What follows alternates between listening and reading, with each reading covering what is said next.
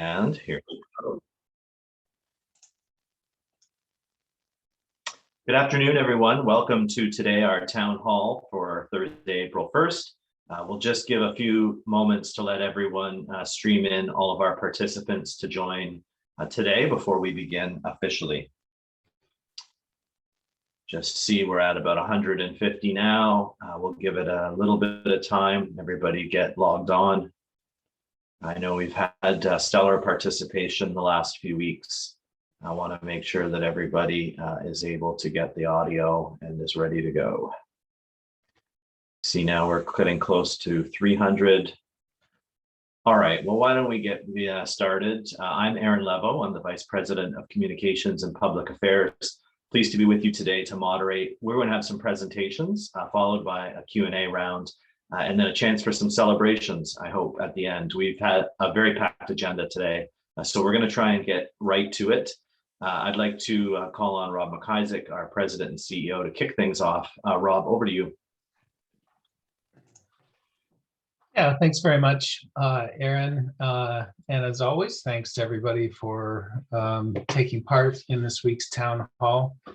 Of course, our goal every week is to provide you with information about what's happening at HHS, in our community and beyond, especially related to the pandemic, but also updates and insight into other items that are impacting on the organization. Additionally, we encourage you to share the information you glean from these sessions at the town halls with your colleagues and teams. So before we talk about the pandemic, I want to address the substance of a memo that I shared yesterday with everyone. As you probably are aware by now, the Human Rights Tribunal of Ontario recently issued a decision regarding a complaint filed against HHS in 2018, citing gender discrimination against one of our physicians. The matter, understandably, has been the subject of considerable local media coverage this past week. So this is a serious matter. The tribunal's decision is being reviewed now by me and the senior leadership team, so that we fully understand the reasons that were provided and what it means for HHS. It is a very lengthy decision, and you should know this was a very lengthy hearing that transpired over 18 months, and it's still not over. In the months ahead, the tribunal will decide on specific remedies in relation to this complaint. I want you to know that we aren't waiting for that before taking action internally. In fact, I hope you'll recall that last summer we created a task force on equity, diversity, and inclusion to provide advice and planning on how we can improve at HHS in these areas. At this stage, I want to assure you that we are committed to using this opportunity to strengthen the progress that we're making.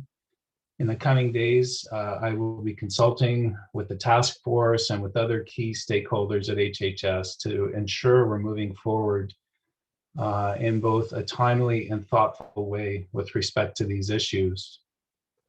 Look, I know we can and we have to do better on these matters. Discrimination of any type isn't acceptable in our organization. But I also know that even despite the decision, the entire leadership group is fully committed to the goal of ensuring our patients, families, staff, physicians, volunteers, students feel that they're valued and respected. That's a message that I think I've been trying to deliver really strongly ever since I came. I expect to have more to communicate on this with you in the weeks ahead. I think your feedback on all of this and your ideas on how we can improve will be important. We will double down on our work in this area. So let me move on from that. And as I said, we will come back to you on it. But if I can move on for now, I want to take a minute, first of all, to acknowledge that Be a Donor Month begins today. Last year, our team worked collaboratively with other hospital and provincial partners to support 180 transplants and almost 90 tissue donations. During April, the tower at Mumsy and McMaster Children's Hospital site and the Ron Joyce Children's Health Center building will be lit up in green in recognition of Be a Donor Month. I want to say thanks to the many individuals at HHS who provide this compassionate care and service to patients and their families. It's an extraordinary thing that they do. And to everybody, I hope you'll please consider signing up to be an organ donor this month if you haven't already done so. So let's turn back to the pandemic. You know, our focus continues to be on the third wave and ensuring that we are as prepared as possible to respond.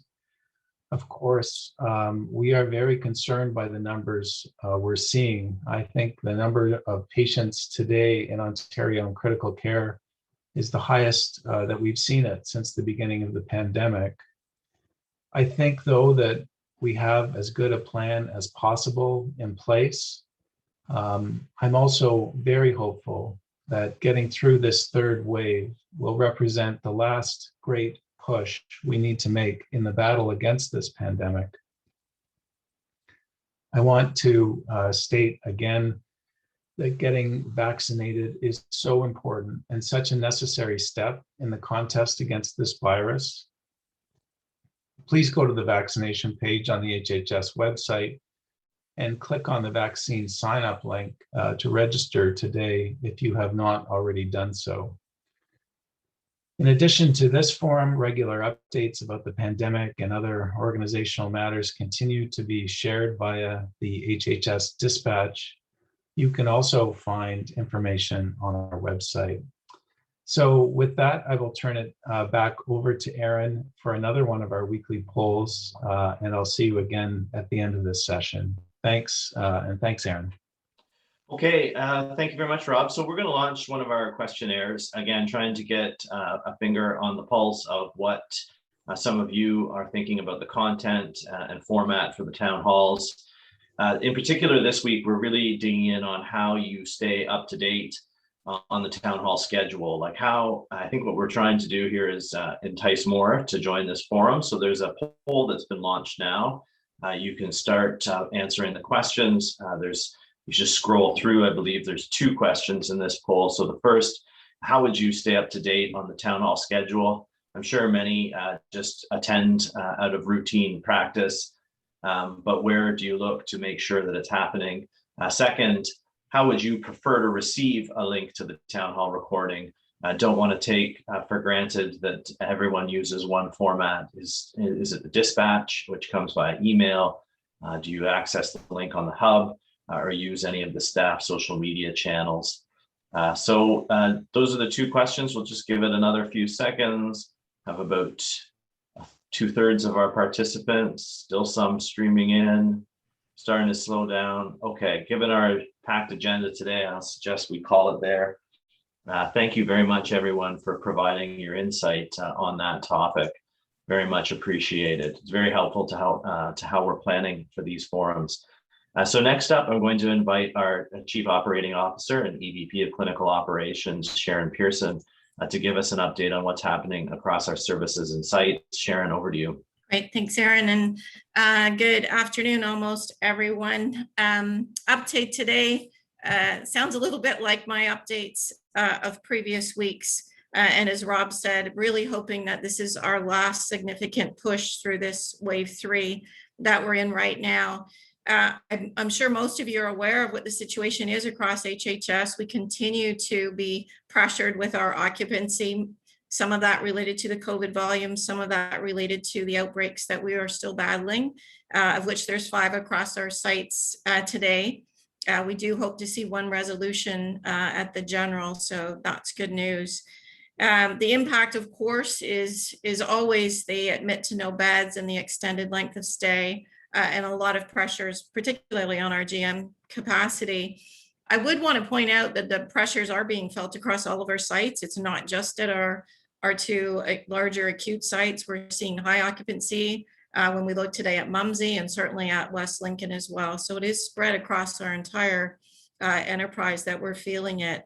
The planning that we started back in wave 1, which seems like a long time ago, but not, for the 15% contingency space that remains in place, that planning, and the teams are all refreshing that planning right now, particularly as we see the modeling coming forward. As Rob mentioned, we're seeing those high numbers. We're seeing those high numbers coming across in critical care. And certainly when we look at the discrete modeling for HHS, we can anticipate seeing that increase in our own critical care areas as well as our ward units. And we're starting to see some of that increase now. And we're also seeing that change in the populations in our ICUs that others have been identifying. So we are preparing for that. We continue to have those regional conversations, working with partners as far away as London, who do have a bit more capacity than other regions right now to talk about surge and contingency planning. We are looking to do what we can do provincially to support ongoing with the census balancing, also looking at particular programming like ECMO, which we offer at the Hamilton General, and how we can further support the province and that particular population. Again, we know that at any time we may have to ramp down our scheduled care, and that would happen across our region, and lots of conversation about how we would identify the time that we would actually enact that again. And we have done that periodically over the last few weeks. Maximizing that post-acute space, we hope to have our 3rd floor opened at the Satellite Health Facility April 13th. So that is good news for additional post-acute capacity. And we continue to plan for the operations of the structure in the Wellington lot. The activity at the actual site is paused right now, but we're doing all of the planning in case there is a need. So there's much underway. Again, thanks to everybody. 1, for managing the outbreaks, 2, for managing all the stress at the sites, and for all the contingency work that's underway. So I'll pass it back to Aaron.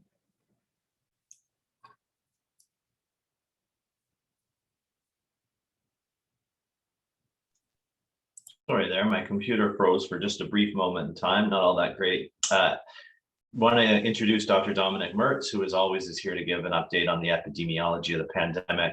Dominic's our Medical Director of Infection Prevention and Control. Dominic, where do we sit regionally, province-wide in Canada today? Yeah, thanks, Aaron. I don't think I have any surprises today, but certainly not an awful lot of good news.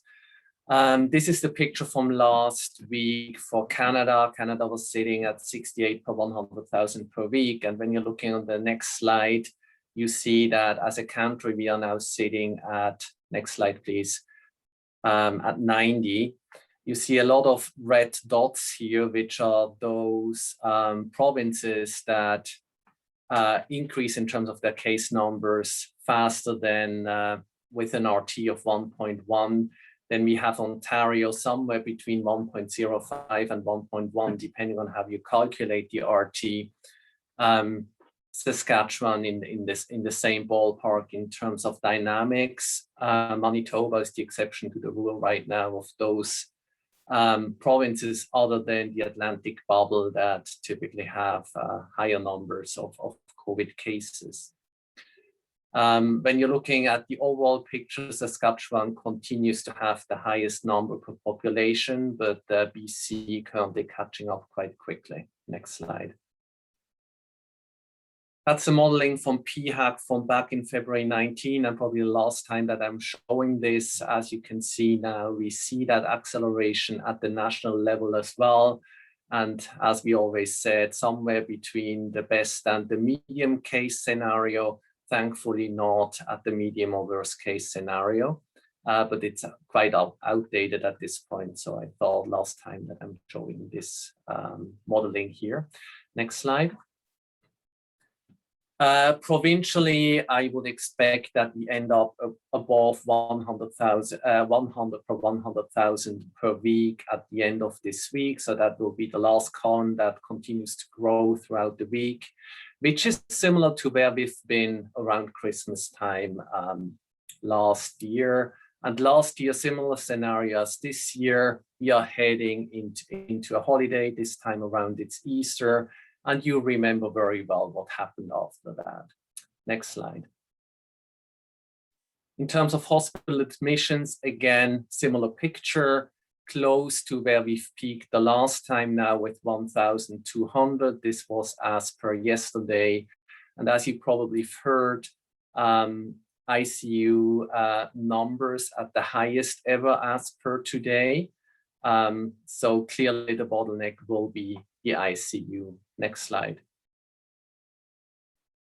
The Hamilton view here, Hamilton Public Health Service has a new way how they present the data on their website. So I pulled the figure from them. You see the daily data here, and you see the green line, which is the 7-day rate per 100,000. And again, you see we are sitting at just before we peaked the last time around, while we had that dip prior, which was during Christmas, where probably people didn't get tested, which was sort of an artificial dip there. Next slide. Hospital admissions, we are stable over the last 3 weeks. And as you remember, I said back then when we had that big jump, it was mostly outbreak-related cases that almost doubled the number of admissions. What we now see is that those outbreak-related cases are dropping off, but are getting replaced on an ongoing basis through new admissions from the community as well. And in terms of ICU needs, as far as I know, the highest ever that we have had within the city at this point of time, as shown with that black bar at the bottom, now sitting at more than 20 ICU patients with COVID between St. Joe's and HHS. Next slide. So again, I already mentioned that the expected main challenges wave 3 will be ICU capacity. It already is, and I will show you today's modeling in one of the future slides today that I just squeezed in. Part of that may be the VOCs, but I think to a large extent, it's also that the number of cases we have, also comparable to what we have had prior to peak in wave 2, is that we have overall a younger population that's affected because thanks to the vaccine, we see significantly less outbreak in long-term care, retirement homes, and so on. So most of our cases now are shifting into younger populations as well. Next slide. That's the modeling from February 25, just quickly going through that. The red line is what I added, which is from a week-to-week basis, what actually happened. And you see that we are somewhere between medium and high compared to February 25th. Next modeling on the next slide, which is the one from March 11. We are certainly moving higher now than the best case scenario that got modeled back then, but are doing better than the other two lines there. And then on the next slide, you can see today's modeling that just came out, well, a couple hours ago, where you can see that, again, there's a worst case scenario, which is not or should not be happening, which is the no intervention scenario. At the minimum, we will see continuation of vaccination, which results in that solid red line, but would still bring us, if we were to follow that, us to 6,000 cases by the end of April. While if we add the 4-week stay at home order, you would see a change in roughly 2 weeks. And that's the usual rule. We tell people it takes at least 1 to typically 2 weeks until you start to see an effect of any interventions you make, being it reopening, but the same would happen with closures.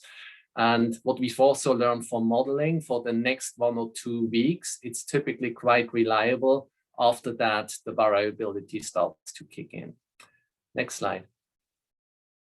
And that's the one on the ICU occupancy. And again, there's probably not an awful lot we can do over the next week or two, because those are cases that already got infected or are incubating at this point of time and may require ICU care at some point. So until like mid-April, whatever we do now will not change the trajectory. Only after that we would see a positive impact of potential interventions.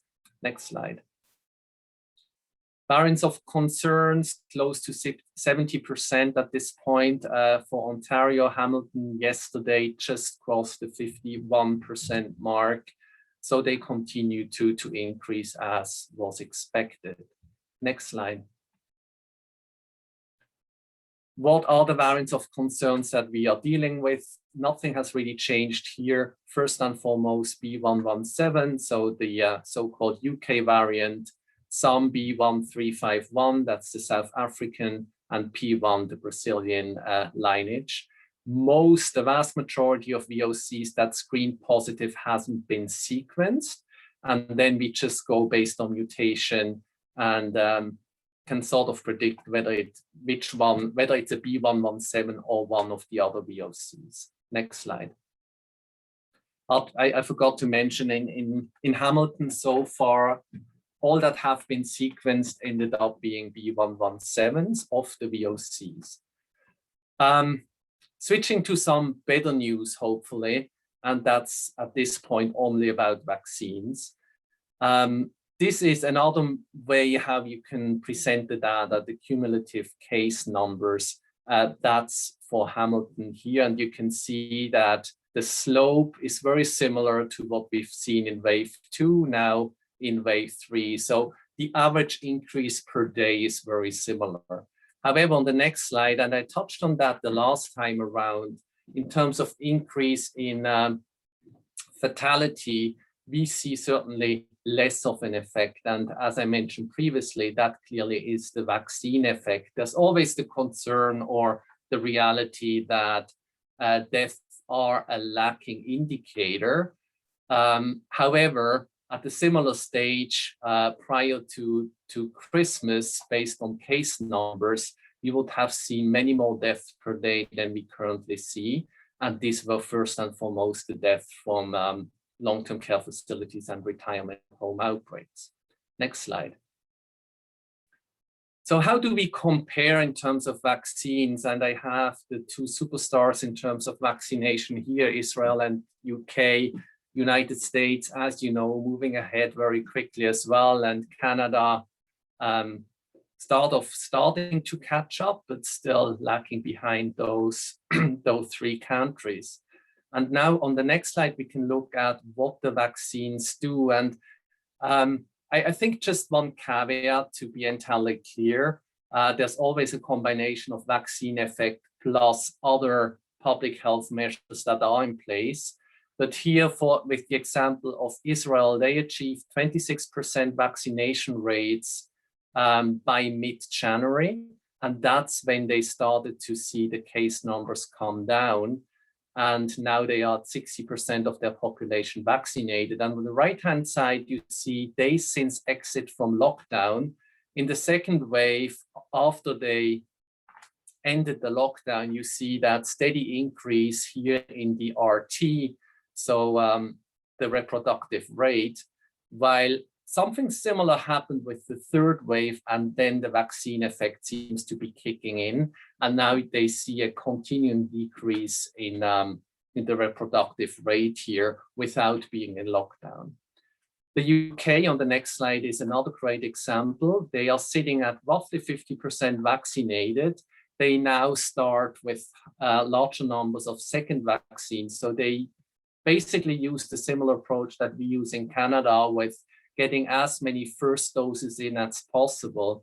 And again, there's an overlap here with lockdown measures for sure, but they are certainly where we would like to be and hopefully are in a couple of months once we have achieved similar vaccination rates as the UK did. You see on the left-hand side, the deaths, you see patients in hospital in the middle, and on the right-hand side, you see patients in the ICU. Everything is coming down very, very nicely. Next slide.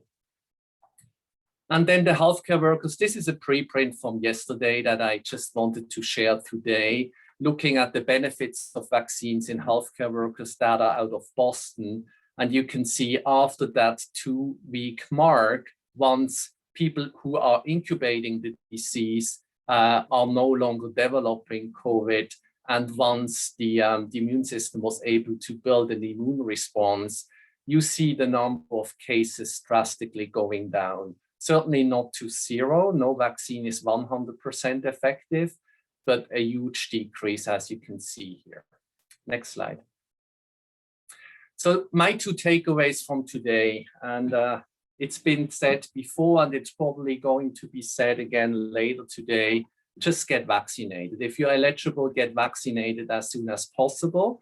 You protect yourself, you protect your surrounding, and you help us to flatten the curve.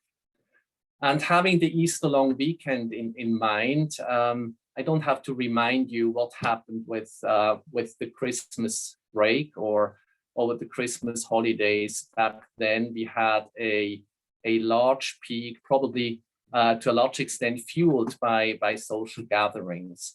And you all know what the public health rules are. On the next slide, I want you to show you another good piece of information. It looks like we have great weather over the Easter weekend.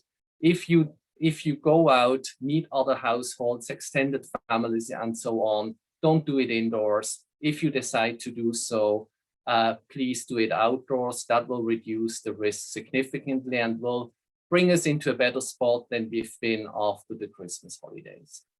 Thank you very much. Back to you, Aaron. Thanks, Dominic, for the update as always. Moving along in our agenda, I'd like to now introduce Kirsten Krall, who many know, our VP of Quality and Performance and our Chief Nursing Executive. Kirsten, I think you have an update for us on outbreak management and PPE. So over to you. Great, thanks, Aaron, and hi, everybody. I know people have had some curiosity about what is happening with our outbreaks, and certainly Sharon had touched on it very briefly with our current state today. But just to clarify what an outbreak actually is, because each one's a little bit different, and it is a different one for COVID definition versus some of the things that we've had in past, like C. diff.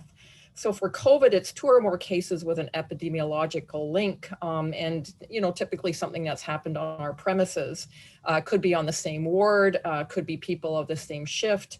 But the point here is that there is a very high likelihood of exposure to each other and has created some transmission. So they wouldn't be individuals who are separate events that have come from the community. Each one of these outbreaks is unique. It's almost like a fingerprint. I describe it as. They're not all the same. They're different in the magnitude, so the number of people impacted. It matters who, so it could be our patients, certainly, could be our staff, physicians, learners who are part of this as well. So that fingerprint becomes a little bit different for each one of them. And what we know is also that the stage of that detection of when that outbreak is starting to happen is also highly variable. Sometimes we catch this very, very early. Other times it's later in the course of the disease when we're seeing much more transmission happening. Each one of these then is managed by an outbreak management team, which is a team effort from infection prevention and control, employee health services, the management folks of the site, and student affairs, because we often have learners that we absolutely have to make sure that we're attending to in all of this discussion as well. And for sure, public health are big partners with us because again, they are helping to provide advice. We do line listing with them and they help to manage some of the individuals who are moving outside in the community. So for instance, somebody who might have been a visitor to the organization, if there's an outbreak, we also have to reach out to those individuals, and that's where public health helps us as well. But they give us great advice on some of the transmission reduction measures as well. Every wave has been different. Wave 1, very limited as far as the number of outbreaks. We had a couple of them, and even one of them was very, very late in I'll say the wave 1 period of time. Also very small at that point in time and fairly short duration.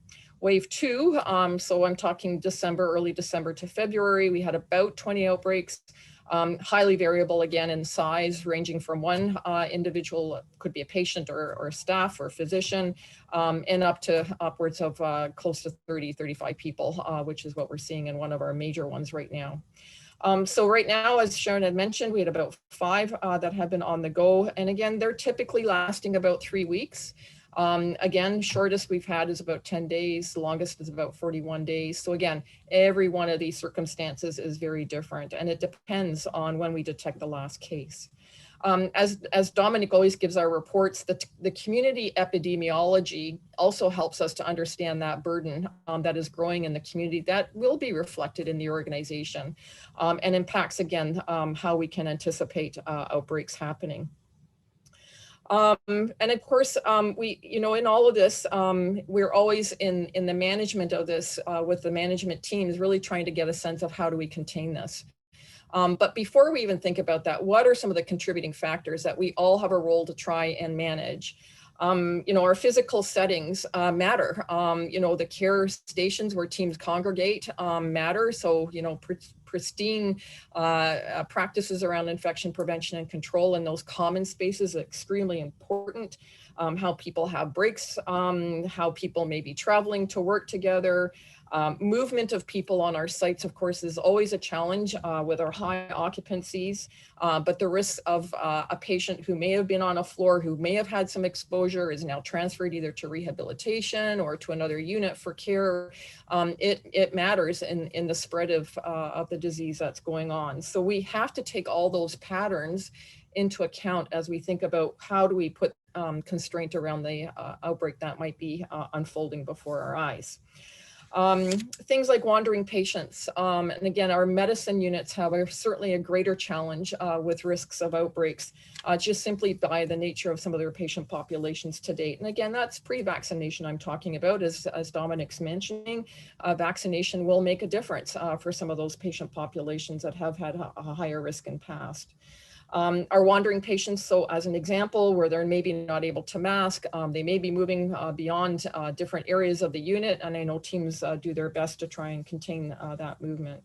Cleaning devices, use of computers, I will say, be very cautious of things like your smartphones and so on that are coming in and out of pockets.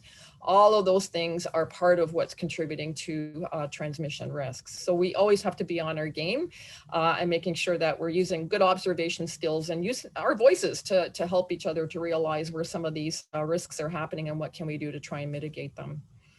Containing outbreaks is always a multifaceted approach. Early detection is key, again, to try and maintain the reduction in transmission. That early detection is very much part of the work that IPAC and EHS is doing from the point of view of identifying where's the symptomatic patient, and the teams, clinicians that are out there, thank you. You're picking up as part of our COVID risk assessments always those subtle symptoms, and those subtle symptoms matter. If there's a whiff of concern, get the testing done, and that can make a world of difference in how quickly this transmission can be contained. So help us to be on top of those opportunities to get testing done. The pop-ups can happen readily, so we really need people to be thinking about what has happened in the last few days, the recall of movement of patients. We do look certainly to records, what patients moved where, but also what people in the care process or even delivering things to units. It matters where people have been and the tracings that we're trying to do for patients and for individuals who have been on the units. So that is a very big part of the early detection. And of course, we do a lot of sweeps with swabs of individuals to make sure that we can identify where this infection may be brewing. And again, the challenge of COVID, of course, is this incubation period, which can be quite long. And we also know we do certainly detect people who are asymptomatic. We can get some feedback from our tests around how early we may be catching some people in the disease process from the point of view of the infection levels. So that gives us a little bit of a marker as well as what we might be dealing with. But that early detection is key. So we need your recall around what's happened on units. We do dig into the charts, as I mentioned, and our IPAC and EHS folks are certainly using a lot of hunches and trying to figure out the net that they're casting as far as the testing that we need to do and where to explore further for traces of where transmission may be occurring. Buttoning down is again, all about reducing that movement of people. So again, outbreak areas are closed to admissions typically. And again, the intent there is to try and avoid as much movement as possible. Any people who have been part of that unit, we try and cohort and keep them there. Patients who have certainly are COVID positive, we will try and move them to a COVID unit. And at the same time, those who have been exposed on the unit are going into isolation. And really anybody who's on that unit, even if they're asymptomatic and testing negative at that point in time, we keep on the unit, again, because of that risk of incubation. So there's a lot of buttoning down, and again, goes back to some of Sharon's point around the implications of outbreak are very big from the point of view of our ability to have access to beds and so on. So we are really eager to get on top of these transmissions early and to avoid spread. And as mentioned already earlier, frequent surveillance. So thank you to those folks who have been through many swabs. Certainly we have adjusted, even depending on the nature of the outbreak we're dealing with. We may be doing repeat swabs every 7 days. In some cases we go down to 5. And in some cases where we've got significant concern, we're looking at 3-day swabs. Again, to try and pick up where this incubation may be happening, who's asymptomatic still that may actually be converted to being infectious, and that we need to make sure that we're on top of containing this some more. So thank you for being part of that. I know it can be quite uncomfortable, and you know, it's just another worry in people's day trying to fit these things in. So thank you for that. The IPAC and PPE practices are absolutely essential in this. We're getting to a point, certainly as Dominic mentioned, with the variants of concern, you know, the lingo of there's no room for error. We have to help each other out. So bring awareness, do observations on units. We do have a checklist that we encourage areas to be using on a regular basis to help look at where there may be breaches, even micro breaches, small things, you know, touching the outside of masks, not doing hand hygiene. All these things matter. So we really need people to be on top of their best game now, and consider it a gift to be giving feedback to a colleague or to somebody that you're observing with their PPE or their infection control practices. Consider it a gift to be giving them that feedback, but also the gift of receiving that feedback, saying thank you to people as opposed to being grumpy. There are some people who can be quite grumpy if you give them feedback. I've seen it myself, but most of the time people are quite gracious and say, thanks for helping to keep me safe. So let's consider that a gift. And this is a great season to be gifting with each other. Next slide. Of course, I just mentioned using our checklist and really doing process observations. If you're a CQI area, that lingo will be familiar to you, but looking at building in on a regular basis, every shift, every day, we want to get to areas doing process observation around good IPAC and PPE processes using our checklist. So again, and it's a nice way to tune up your observation skills, right? Get out there, have a look, be cognizant, because sometimes we get into our routines and we're not maybe quite as aware, and people are tired. We've been at this a long, long time, but again, we need to be on our game to pick up these cues and be vocal about where there's an opportunity for improvement. We also have a process going on with what we're calling objective observations. So some folks from the quality value and improvement team who are helping, and a few others, our hand hygiene specialist and some other staff who have been doing observations across HHS and giving us some insights into recurring patterns that we're seeing. So the ones that I've listed there today, distancing, that continues to be an issue. Again, I know it's a challenge in some of our common spaces, but really for people to make sure that they're staying far apart. I think people's impressions of what are 6 feet is quite variable. You know, I have my fun little pool noodle that I sometimes will take out. That pool noodle is only 4.5 feet. So, you know, the joke is, yeah, that's a much longer distance to get to 6 feet of distance from each other. So try and be diligent that way, but also to make sure that there's signage on rooms that continue to exist, you know, tape on chairs and so on to keep that distancing strong and evident to people. Visual cues matter in all of this. And we know many outbreak areas have done a really good job at trying to segregate spaces so that people can get their work done. So not an easy challenge, but thank you for all of that work. Donning and doffing and the issues of hand hygiene continue to come up. especially when people are gowning. So whether putting gowns on or off, but also hand hygiene before and after gloving. So please be very cognizant of this hand hygiene work when you're donning and doffing your PPE. And then the eye protection issues continue to come up. And this is primarily when patients are not able to wear masks. And we know in some populations, again, our medicine and areas where there may be some more cognitive impairment, this is not easy to do. But again, please get that eye protection on if patients are not able to get their masks on and keep them on. And again, I know it's not an easy feat to do that. So my final point, every person can make absolutely a big impact on the success of how we're managing this in this organization. As I always tell people, this COVID virus is very, very sneaky. So again, be on our best game and, always set a goal for the day. What's your intention? Whether or not it's to get vaccinated, as strongly encouraged by Dominic, I echo that for sure. But also, is there a particular person that you want to have a little bit more courage to give feedback to? Or maybe you actually want to ask, could you watch me do my PPE work today and give me some feedback? So always set an intention, and that will bring even more strength to the organization. And that's it for me. Thank you. And over to you, Aaron. Thanks very much, Kirsten. So next up, we're going to go to our vaccine dream team to give us an update. That includes our VP of Women's and Children's Health, Bruce Squires, as well as Leslie Gauthier, our VP of Clinical Support Services and Surgery. So Bruce, you kick things off. Where are we at?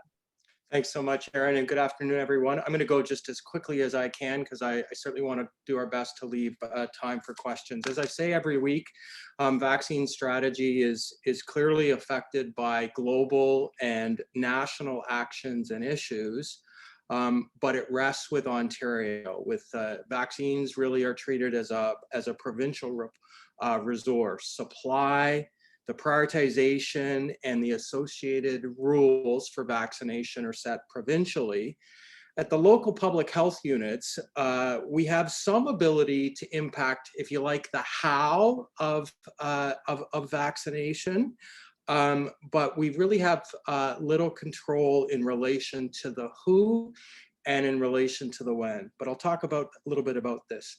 The slide here does show us the planned deliveries of vaccine in April, and clearly we are heavily dependent upon supply. None of us, I can say, are satisfied that we have as much as we would like, but we are set up such that we're able to quickly distribute what we receive, and so vaccine is not sitting in freezers. Hopefully, the provincial activity, and particularly the national actions and activity, can lead to improvements in the distribution or in the supply that we have available to distribute. I'm going to speak to phase 2 in the next slide. So next slide, please. And you won't be able, maybe you can't see this quite as well as you would like, but this slide shows that as it relates to our current vaccinations on the left of the slide, we are really focused at the bottom part of that on age-based vaccination, and we've been moving steadily from the highest age group, and now the city and most of the province is into vaccinating ages 70 to 74. The previous focused areas, long-term care, retirement home residents, healthcare workers, and other groups, that will continue throughout, although we are very, very far along in reaching the majority of those populations. Phase 2, and I spoke in great detail to this at our last session, continues to have a very significant age-based focus, and it appears that we're moving to a place where the province may move through age bands at a cadence of approximately 5 years per week. So we believe we may see the province moving to make individuals age 65 to 69 eligible on Monday.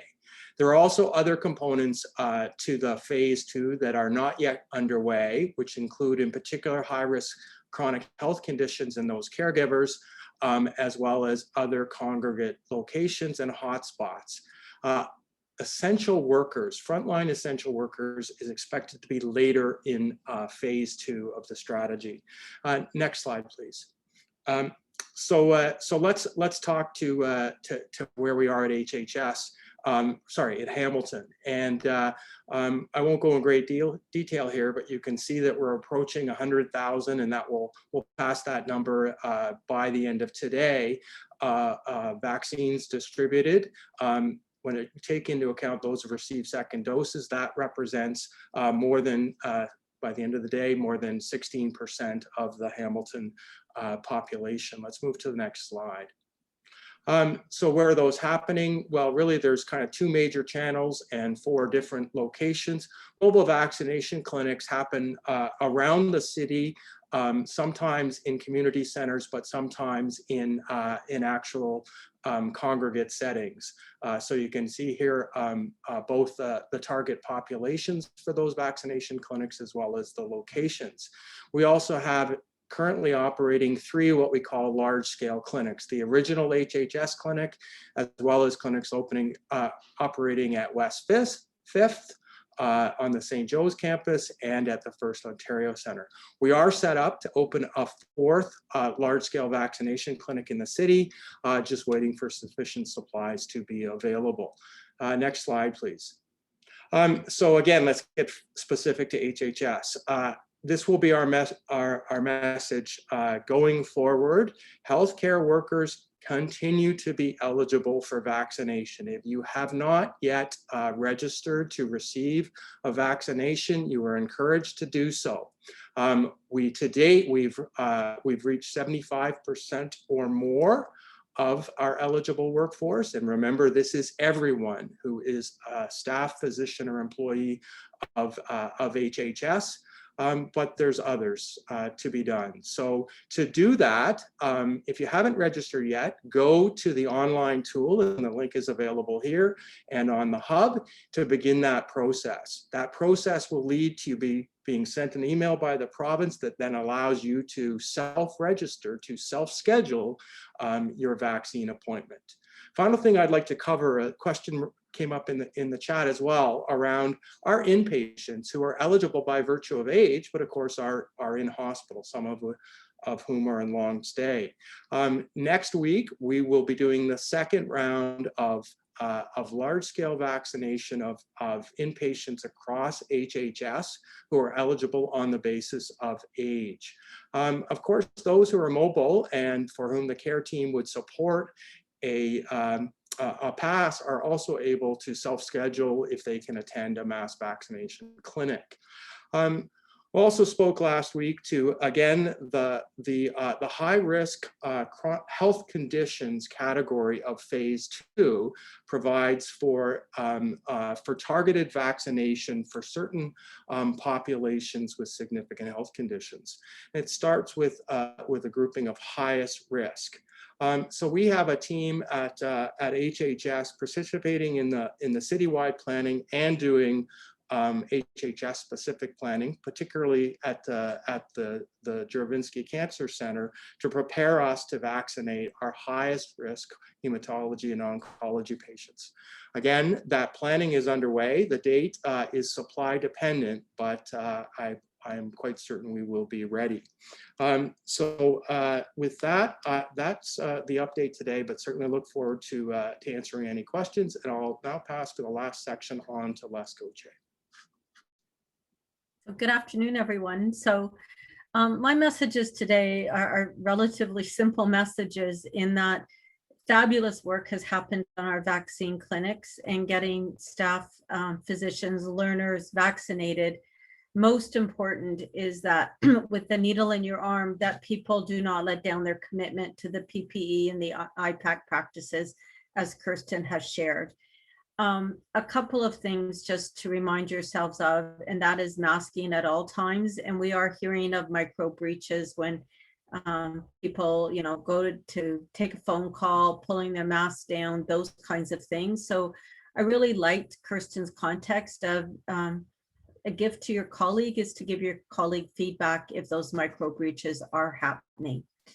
What will be changing, and we're giving people heads up today, there's lots of work underway by our logistics team, but you will see information come out through HHS News in the Hub that as of Tuesday, as people return from Easter weekend, we are moving to mandated eye protection for all staff, physicians, learners who are in forward-facing patient clinical settings. So if in the next few days, your independent PCRA, you determine that you need eye protection. So again, a patient who is unmasked, you need eye protection. That supplies are available on the unit to support the PCRA. Our logistics team are topping up those supplies over the weekend. And then we will be going to mandated eye protection for people within our clinical units starting on Tuesday. So there's lots of great resources you'll see published today. How to assess your eye protection for coverage, logistics information for managers and leaders on ordering the supplies. Most important, how to take care of them. And a reminder that if you take a face shield off and just leave it on the top of a desk or a workstation, you actually are introducing a new breach from an IPAC perspective and putting your colleagues at risk. So we would really appreciate it if people can take the time to read the information that's available, get yourselves ready for Tuesday, and then make your independent PCRA decisions over the weekend. Remembering if you're dealing with unmasked patients, we cannot deny them care, but you need to ensure that you're wearing eye protection. So if I go to the next slide,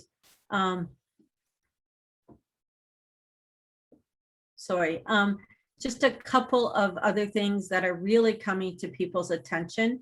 We still are seeing people walking the halls double masked in clinical environments.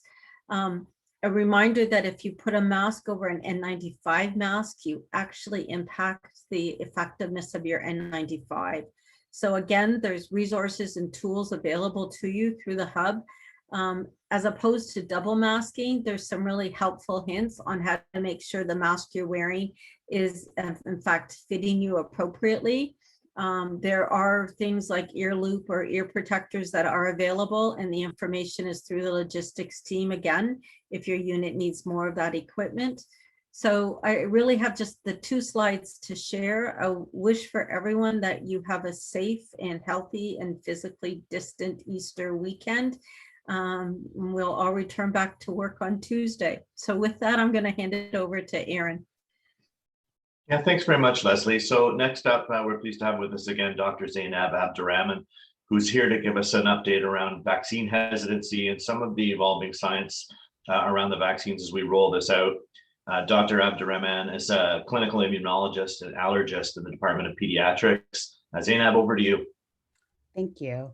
So I spoke a little bit to this last week, and I just wanted to go over a few key points when we're considering vaccine hesitancy. One of the big things I think is to remind everyone that vaccine hesitancy is not the same as being anti-vaccination. You know, hesitancy refers to some of the concerns about trust, and this, requires us to remember that this is not just, new vaccines, but this is a new disease. This is a new normal for everybody. And there's a lot of unanswered questions. And so we should really take these as opportunities to discuss and provide information. One of the things that definitely we're seeing is, you really need to think about this in a culturally appropriate way, because obviously different cultures have had interactions with government-led campaigns in different ways, depending on, where you have been in terms of various societies or various lived experience. So just to remember, these are very sensitive issues. A large government provided campaign has many negative connotations for many people. So you have to keep that in mind. And I think you have to remember too, when we're talking about, various groups who are more significantly affected by COVID or who should be prioritized for COVID vaccine, that the issue really isn't race. We're all the same. There's no difference genetically, but the issue is the systems of structural racism that have led certain populations to be at risk for higher incidences of disease based on, the various living conditions, lack of exposure to paid sick leave, and not being able to fully isolate. So we have to keep that in mind. And we have to remember that there is a rich history of previous transgressions. So these concerns are legitimate. Some of the companies who make these medications have a history of transgressions towards certain countries with some, poor history. So we have to remember that and ask the people who are asking questions or who seem hesitant, what it is that concerns them, because you might find that it's nothing to do with kind of what you're thinking about in terms of the science, but rather they want acknowledgement of the previous transgressions and what's different now, discussing even just the whole concept of informed consent compared to studies that were done 100 years ago. So I think that that's something very important. If you go to the next slide, and I think something that's very important for us is to acknowledge confusion. There is a lot of confusion going on. I don't think we can ignore that. And some of the hesitancy comes from the fact that it might sometimes look like there's been flip-flopping. And so people aren't sure about trust.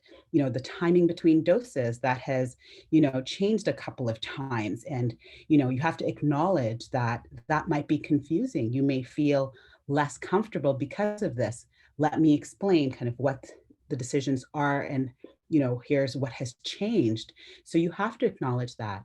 And I think with AstraZeneca, we've had many changes in eligibility, concerns about possible side effects. So I think that it's important to acknowledge that some of these things may lead to confusion. So addressing that. And yes, we're all people of science theoretically, right? Like, we work in healthcare in various ways, but we still have emotion. So I think that that is very important to recognize that, the feelings of confusion can lead to more hesitancy, but addressing that and saying, I fully understand that there has been a lot of what seems like conflicting information out there. This is what we know now. We're changing a lot more on the ball because this is an ever-changing environment. So kind of proceeding with that. And I would say education is really the way to address this, trying to find out what each person's concern is and then addressing them, and not equating vaccine hesitancy to being anti-vaccination. And finally, I think the one thing that I would share, I wish we had more time, was sometimes it is seen by many communities that vaccination is something from big pharma coming down. But in truth, vaccination actually comes from many marginalized communities. For example, when you look at smallpox and the inoculations with the cowpox, that was done initially, in the European areas by the commoners. And then this was later learned by those who owned the farms, and the various other people learned of this practice. Similarly, slaves that came from West Africa, when they were introduced to the US, they were also doing similar inoculations with, this kind of cowpox, and then they learned of it as well. So this is actually something that often started with marginalized communities who were put at a disadvantage trying to survive. So that the concept of vaccination is not, what people sometimes refer to as big pharma, but has actually been a result of small populations, marginalized populations trying to survive. So I hope this kind of helps you in terms of having further discussions with anyone who's vaccine hesitant. Thank you. Thanks very much, Zainab. Very insightful ways to address the conversation, and some wonderful context there to keep in mind as doing that. I know our group has been dutifully addressing questions in the Q&A forum as we've progressed. You can review the answers in that section. If you've not used that feature, you can actually bring up the Q&A, scroll to answered, and you can review what people have typed in response to questions. Recognizing that, I'm going to do something almost controversial and suggest that instead of proceeding with additional questions today, we conclude with celebrations. I think that we have answered a number of questions. We've had such a depth of content. Perhaps it's time for some celebrations on the end of that to lift our spirits. So Rob's joined me on camera. I would encourage anyone that wants to call out something that you think's worth a celebration to do so in the chat function or to raise your hand in the participants box, and we'll call on you. I know we're at the end of time, but would encourage anyone that is available, if you don't have a meeting right away at 12:30 or another place to be, hang on the line and join us for this portion.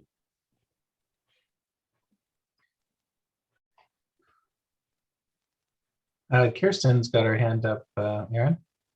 Oh, perfect. Kirsten, go ahead. Yeah, that's right. You had mentioned at the beginning of this session to me that you were going to have a Thanks. I know we're pressed for time, but go ahead. I do want to. We do have a providing iodine shortage on the go, probably hitting North America at large. There's raw material shortages that are existent for all manufacturers. So we do need to do conservation. We've got a response team kind of around this that have put a lot of energy with materials management to get us alternative products to source as much as we can, but also appreciate that many areas are having discussions around how they can contribute to conservation and changing practices.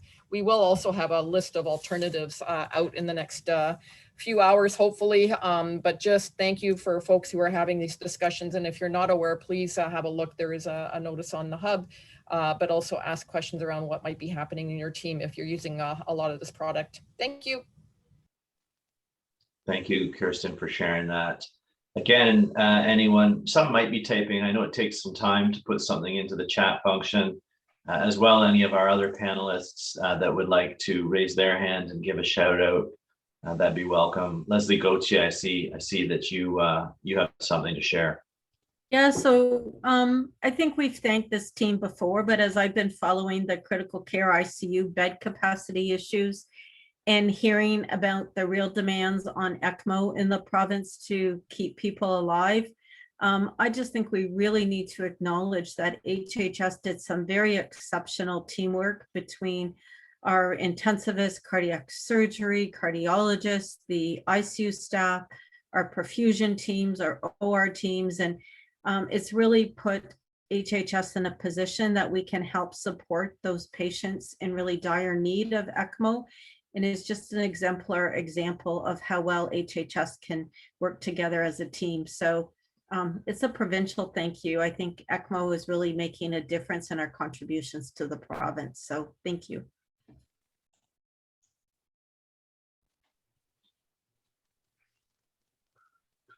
Well, maybe we should call it a day, Aaron.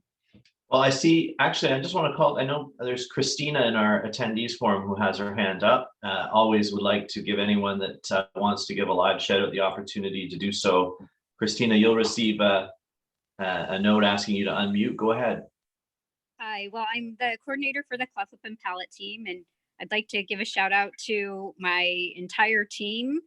We've had some retirements over the last year, so our team has changed. And I in particular want to give a shout out to Dr. Stumas, our plastic surgeon, the OR, 3Y, all of those parts at McMaster Children's Hospital that has made us have a very successful year of cleft lip and palate repairs, even in a pandemic. Awesome. Thanks, Christina, for sharing that. Also want to just read in the chat forum that March is Nutrition Month. And we missed it at last week's town hall. So shout out to all the nutrition services team members, RDs, DAs, frontline managers, supervisors, and all the members involved in that, the best team. Good stuff. Thanks. That's from Matthew. So thanks, Matthew, for sharing that.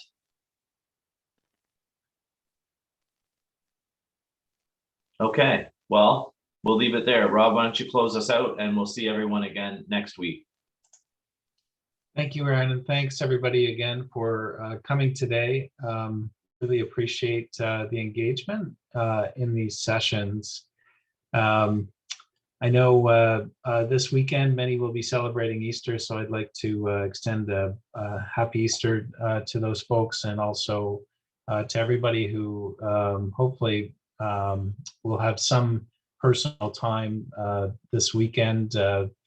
Would definitely encourage some downtime if at all possible, although it's very, very challenging given the situation that we're currently in. But as both Sharon and I alluded to earlier in the call, I think one last big push over the coming weeks, and I hope with the warmer weather and with the vaccine, we can start to see that curve bend down for the last time. So thanks for being here today, and I wish everybody a nice weekend.